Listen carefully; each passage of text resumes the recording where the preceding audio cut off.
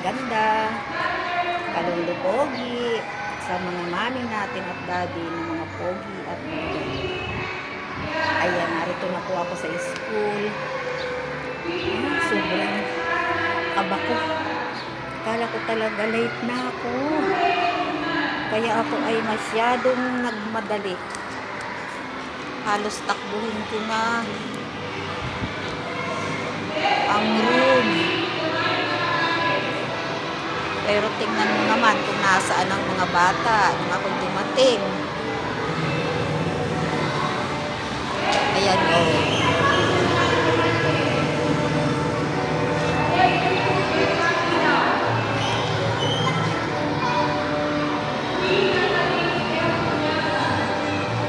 Nakikita ba ninyo sila mga kalola?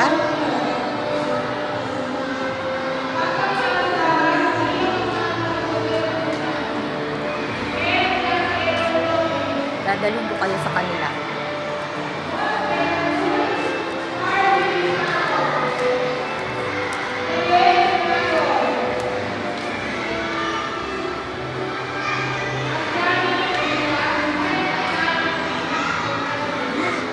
Napapagod pa ako. Grabe.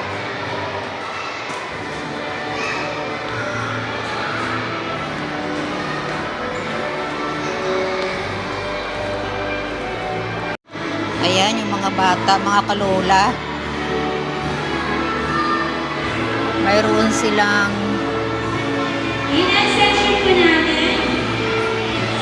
monthly anong tawag yan? Monthly completion yata yung tawag yan. Perfect attendance awardee. Yan, yung mga award.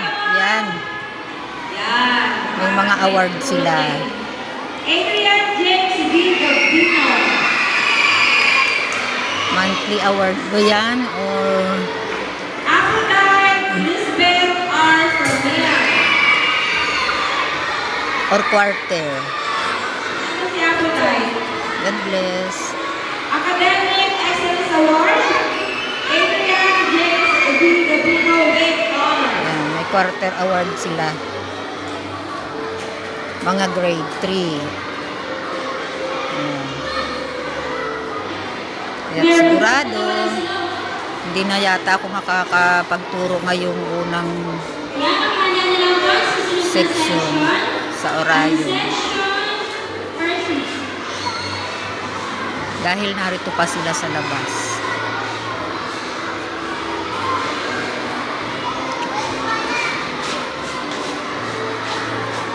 Ayan, nakita po ba ninyo sila? Sila po yung mga batang binibigyan ko ng religion instruction.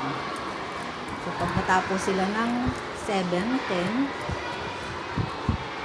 tapos na yung aking time doon sa unang section na aking bibigyan ngayon. Maghihintay na naman ako ng sunod. Mga 8:30 ba yun?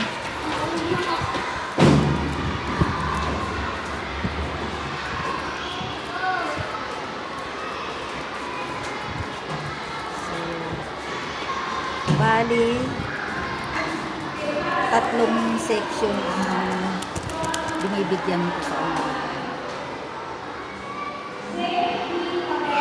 So, hapon naman, Ngayon ay hindi muna ako magbibigay doon sa kabilang school. Dahil tatapusin muna namin yung sa high school.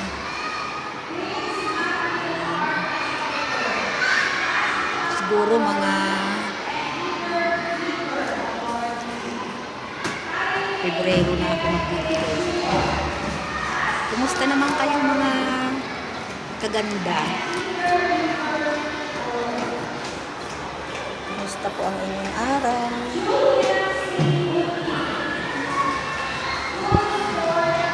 Ito po ang aking TV. Diba? Complete uniform yan.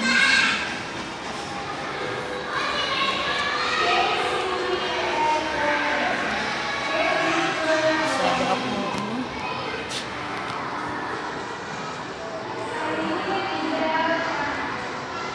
laki-laki ng tao. Sabi makaano yung camera sa akin.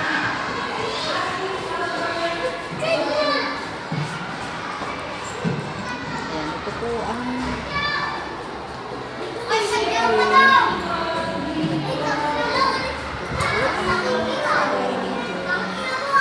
teacher.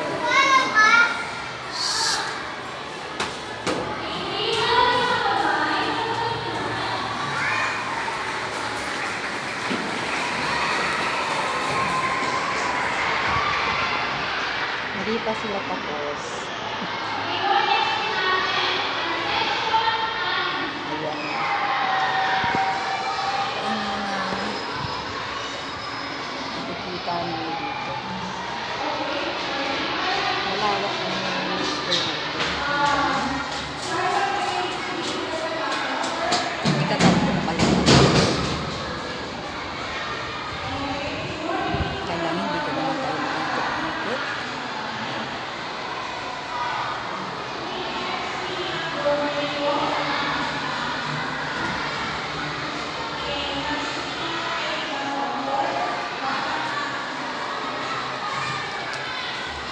Ano po ba ang inyong pinagkakaabalahan ngayong umaga?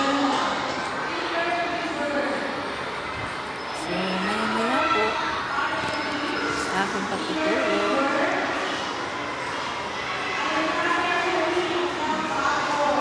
Iwan ko po maglakad.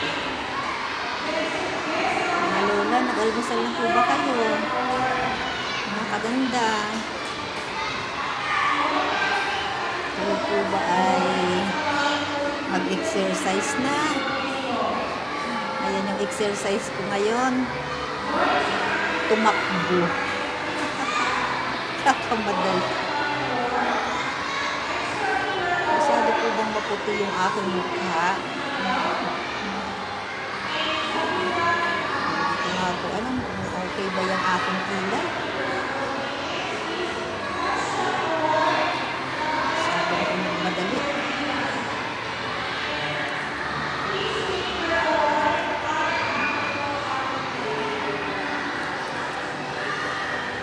Ayan, mamaya po uli ha. Balikan ko po kayo. Ay, salamat sa Diyos. Mga kaganda. Akala ko yung first section ko ay hindi ko na mabibigyan ng instruction. Ayun, nakiusap ako sa teacher nila na yung kaunting minuto ko doon, 10 minutes, ay bibigyan ko sila ng instruction para sa kanilang gagawin sa simbahan, para sa kanilang first communion. Ayan, awa ng Diyos. Tapos na, nabigyan ko na sila. So, ang gagawin nilang nila, yung mga prayer nila na kanilang kinupya ay kakabisaduhin. At sa susunod, mayroon pa kaming ibang mga pag-aaralan. Ayan. Oh, kayo po. Tapos na ba kayo ng inyong mga gawain? Ayan. So, maghihintay na lang po ako ng 8:30 para sa susunod kong gawain. Ayan. So mamaya po, kita-kita po tayo uli. As of now po, babay muna. Ayan mga kaganda, galing ako sa kabilang building. Nagpaalam ako dun sa isang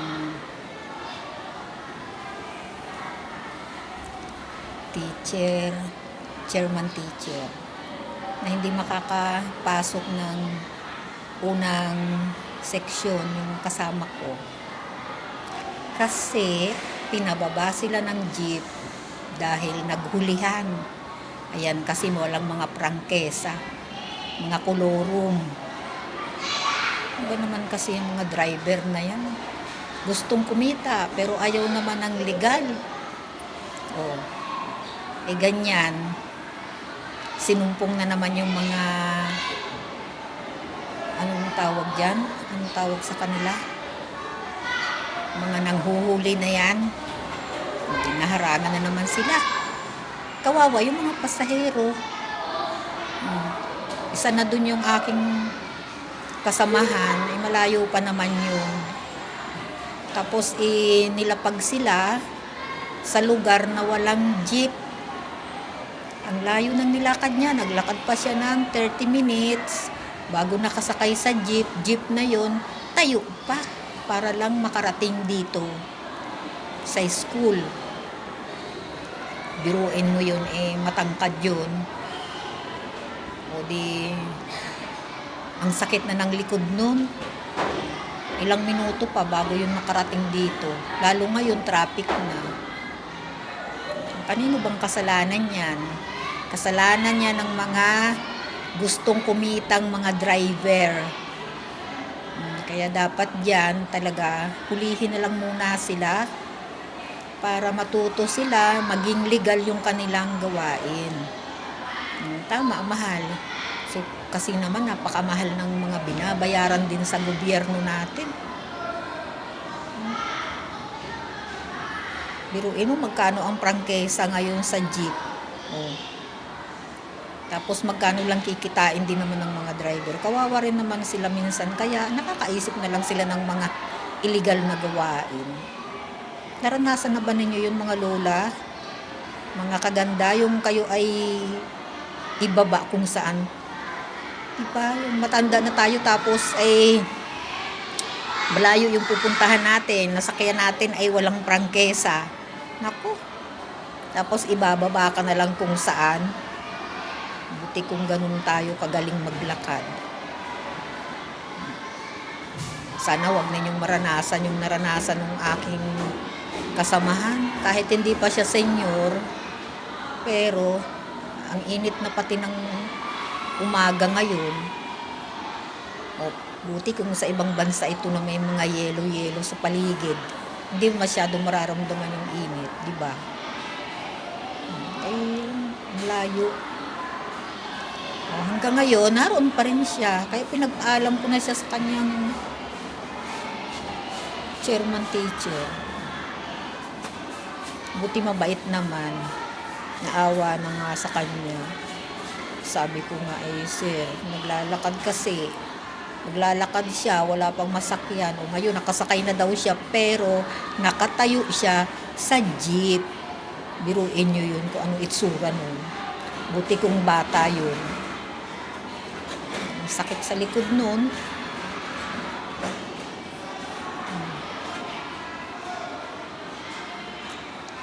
Sana po kayo, pagsasakay kayo sa jeep, ay yun pong mga jeep na hindi po illegal.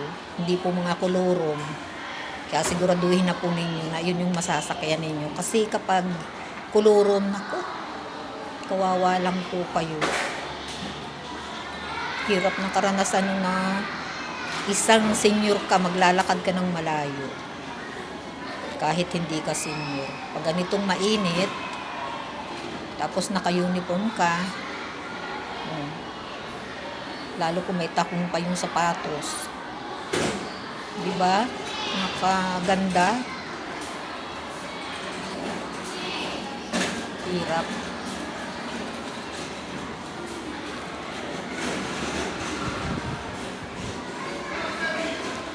Kayo po, kumusta na? malapit na po ako magturo. Maya-maya po uli, magkita po uli tayo.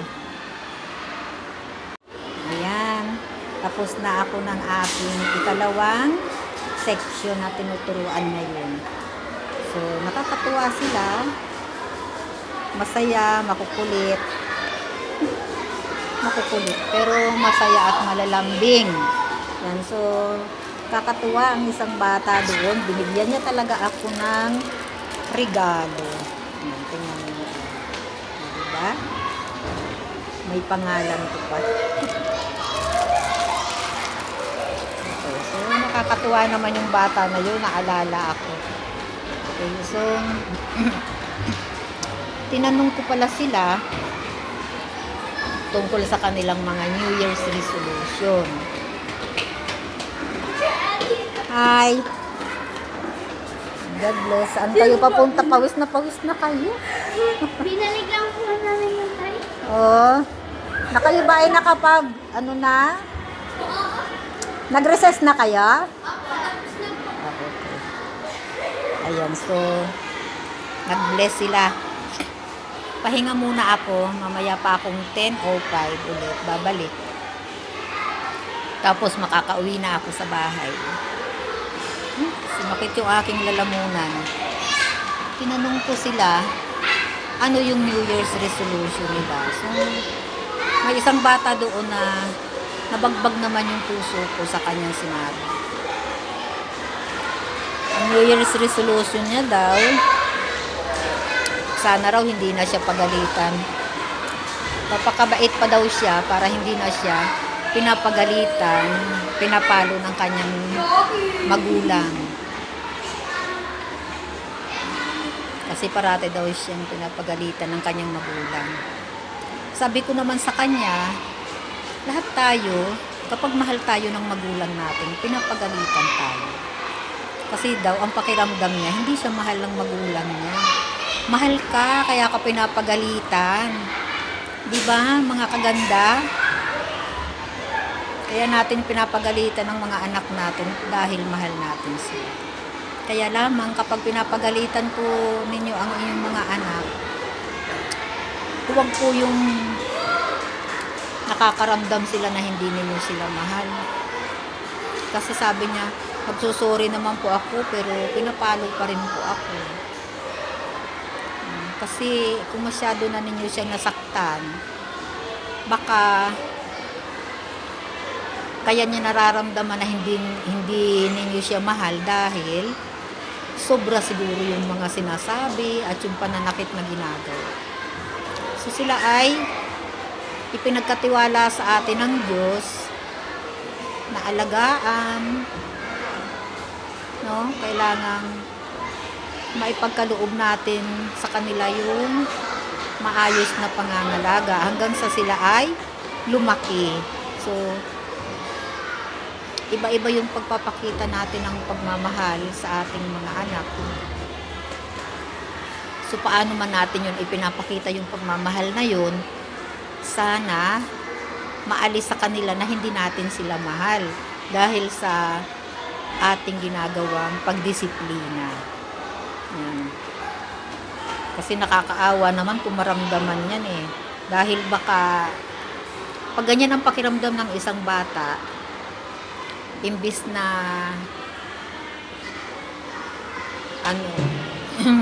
sila ay maging mabuti, maging mabuting tao paglaki nila, baka lalo silang maging masama, diba?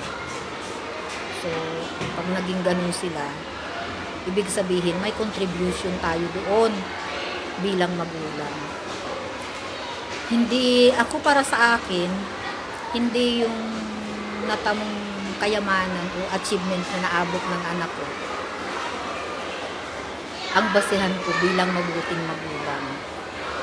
Kasi dahil mahirap ako, hindi ko talaga sila lahat napagtapos ng pag-aaral dahil mag-isa lang akong nagtaguyod sa kanila. Ayan. Pero ang achievement ko na masasabi kong mabuti akong magulang Dahil yung mga anak ko naman ay mabuting tao naman sila. Hindi sila nakapaminsala ng kanilang kapwa sa pamamagitan na gumawa sila ng masama sa kanilang kapwa at sa kanilang komunidad. At masasabi ko na yun, yung mga achievement ko bilang mabuti. So, baka napakahaba na po ng ating video ngayon at pakikipag-usap sa inyo. Sana po ay i-subscribe nyo po ako at i-like. Mga kaganda. Ayan, yan po yung hinihingi ko sa inyong regalo, di ba? So, maraming salamat po sa inyong panonood. Pagpalain po kayo ng ating Panginoon. Bye-bye!